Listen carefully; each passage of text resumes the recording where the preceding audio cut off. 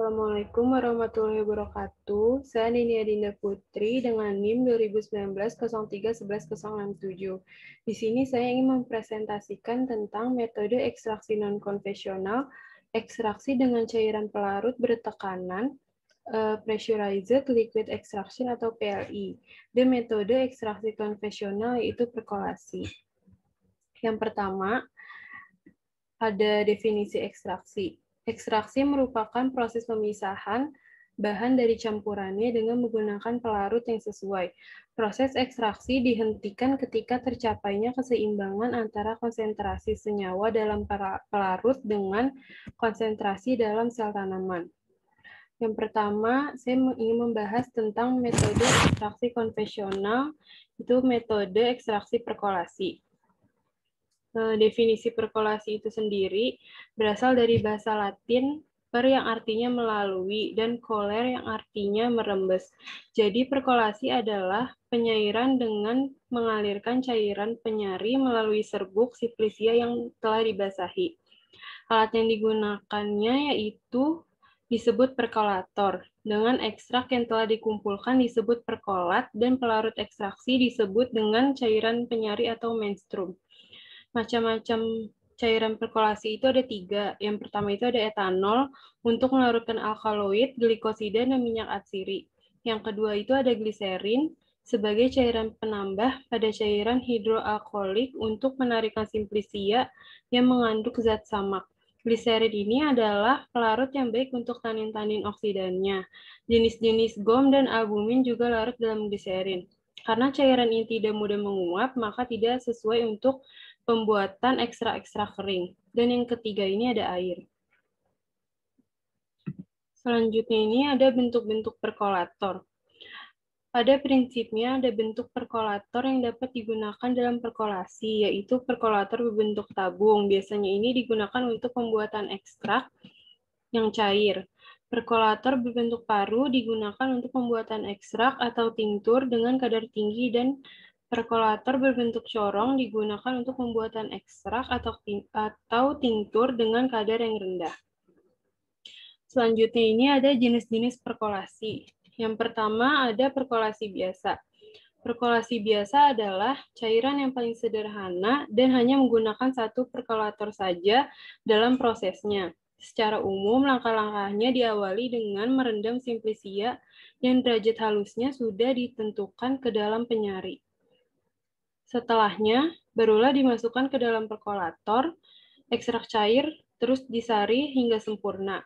Proses perkolasi ini biasanya digunakan untuk mengambil sari dari zat tertentu yang khasiatnya keras. Yang kedua ini ada perkolasi dengan tekanan. Ciri khas yang membedakan perkolasi dengan perkolasi tekanan dengan yang lain adalah adanya penghisap tambahan dalam proses kerjanya. Alat penghisapnya tersebut dikenal dengan nama diakolator. Melalui alat ini, perkolator yang dihisap bisa turun. Selanjutnya ini ada perkolasi bertingkat.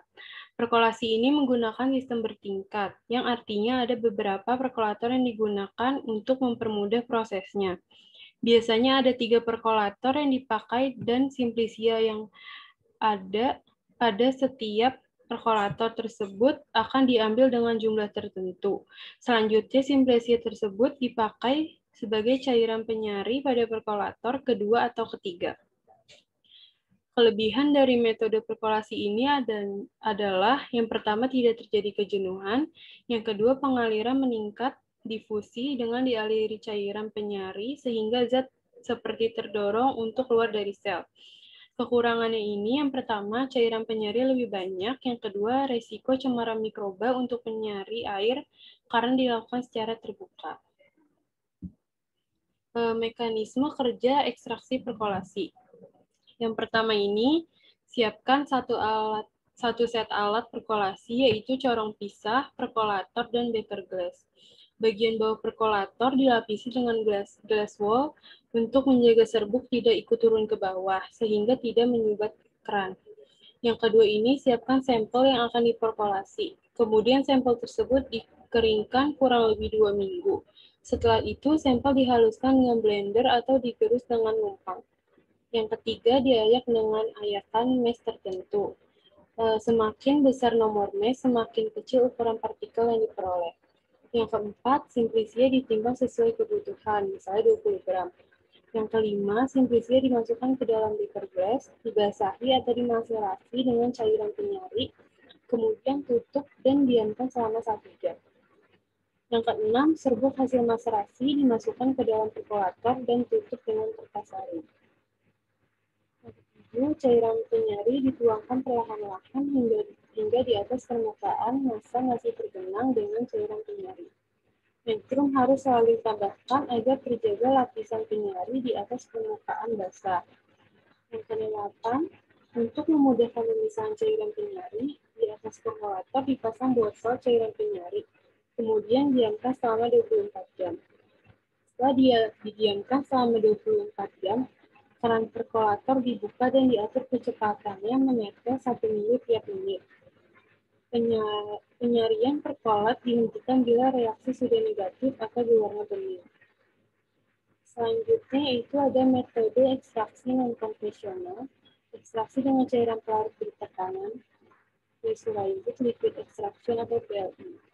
Definisinya ini, PLI adalah teknik ekstraksi modern berdasarkan penggunaan suhu dan tekanan tinggi untuk mengekstrak senyawa dari sampel dalam lingkungan bebas cahaya dalam waktu singkat menggunakan lebih sedikit pelarut dan ramah lingkungan.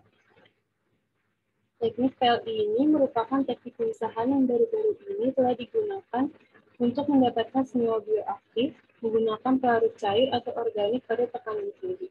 Tekanan tinggi merupakan yang paling penting dalam proses PLI, yang bertujuan untuk menjaga pelarut tetap dalam fase cair. Keuntungannya yaitu dapat meningkatkan klaritas senyawa analit, yang kedua mengurangi viskositas dan tegangan permukaan pelarut, yang ketiga mengganggu interaksi matriks analit, yang keempat mempercepat kinetika ekstraksi sehingga meningkatkan efisiensi ekstraksi. PLI dalam ekstraksi membutuhkan waktu lebih singkat dengan penambahan volume pelarut organik sedikit dan penetrasi sampel dengan pelarut yang lebih baik. Kelemahannya yaitu menggunakan suhu yang sangat tinggi untuk ekstraksi, sehingga menghasilkan senyawa-senyawa yang tidak diinginkan. Mekanisme PLI yang pertama itu, sampel berupa simplisia dimasukkan ke dalam sel PLI, kemudian sel PLI ditutup. Yang kedua, sel PLI ditempatkan pada modul ekstraksi PLI. Yang ketiga, kolom tersebut kemudian diletakkan pada modul pemprosesan atau pengolahan sampel. Selanjutnya, letakkan tabung gelas bersih dengan volume 200 ml, kemudian letakkan ke dalam evaporator. Selanjutnya, siapkan pelarut